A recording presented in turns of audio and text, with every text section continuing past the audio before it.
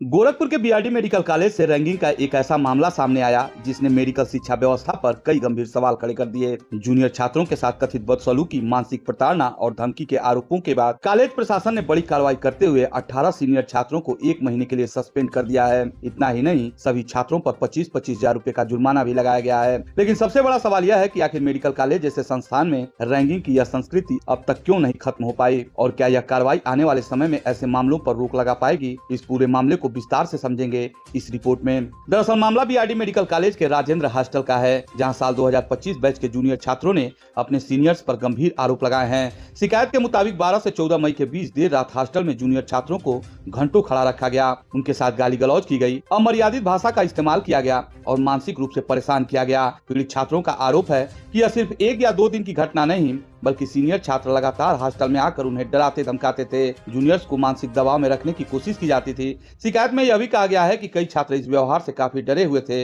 लेकिन खुलकर सामने आने की हिम्मत नहीं जुटा पा रहे थे। मामला तब गंभीर और हो गया जब पीड़ित छात्रों में से किसी एक ने पूरे घटनाक्रम की लिखित शिकायत ईमेल के जरिए नेशनल मेडिकल काउंसिल यानी एनएमसी और यूजीसी को भेज दी। इस ईमेल में कथित तौर पर रैंकिंग करने वाले 18 छात्रों के नाम भी लिखे गए थे। शिकायत मिलते ही एनएमसी ने तुरंत संज्ञान लिया और कॉलेज प्रशासन से जवाब तलब करते हुए जांच और कार्रवाई के निर्देश जारी कर दिए। बताया जा रहा है कि एनएमसी की तरफ से लगातार कॉलेज प्रशासन पर दबाव बनाया जा रहा था कि मामले में जल्द फैसला लिया जाए। शुरुआती दौर में कॉलेज प्रशासन की तरफ से पूछताछ शुरू की गई, जूनियर छात्रों का बयान दर्ज किए गए और आरोपी छात्रों से भी जवाब मांगा गया। 23 मई के बाद कॉलेज प्रशासन पूरी तरह एक्टिव मोड में आ गया। एंटी रैंकिंग कमेटी की लगातार बैठकें हुई। मंगलवार को भी एक अहम मीटिंग हुई थी, लेकिन उस समय कोई अंतिम निर्णय नहीं लिया जा सका। इसके बाद बुधवार को एनएमसी की तरफ से एक और सख्त ईमेल कॉलेज प्रशासन को भेजा गया, जिसमें तत्काल कार्रवाई कर रिपोर्ट सौंपने के निर्देश दिए गए।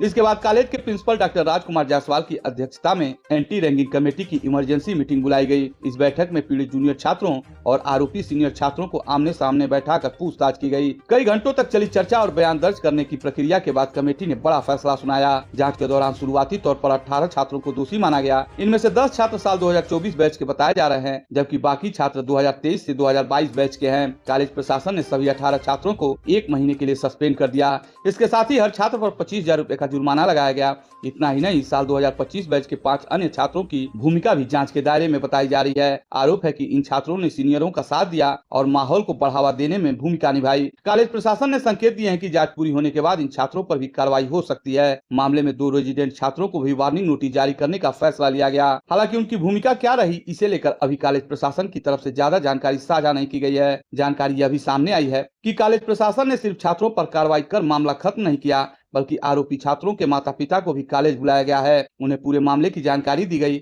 और भविष्य में ऐसी घटना दोबारा न सामने आए, इसके लिए सख्त चेतावनी भी दी गई है। बीआरडी मेडिकल कॉलेज में रैंकिंग का यह मामला अब पूरे पूर्वांचल में चर्चा का विषय बना हुआ है, क्योंकि मेडिकल कॉलेजों में रैंकिंग को लेकर पहले भी कई शिकायतें सामने आती रही हैं। लेकिन इस बार मामला सीधे एनएमसी और यूजीसी तक पहुंचने के बाद प्रशासनिक स्तर पर तेज कार्रवाई देखने को मिली। अब सभी की नजर इस बात पर है कि कॉलेज प्रशासन आगे इस मामले में और क्या कदम उठाता है। क्या जांच का दायरा और बढ़ेगा? क्या अन्य छात्रों पर भी कार्रवाई होगी? और सबसे अहम सवाल, क्या इस कार्रवाई के बाद भी मेडिकल कॉलेजों में रैंकिंग जैसी घटनाओं पर वास्तव में रोक लग पाएगी? फिलहाल बीआरडी मेडिकल कॉलेज का यह मामला शिक्षा व्यवस्था और हॉस्टल कल्चर दोनों पर गंभीर बहस छेड़ चुका है।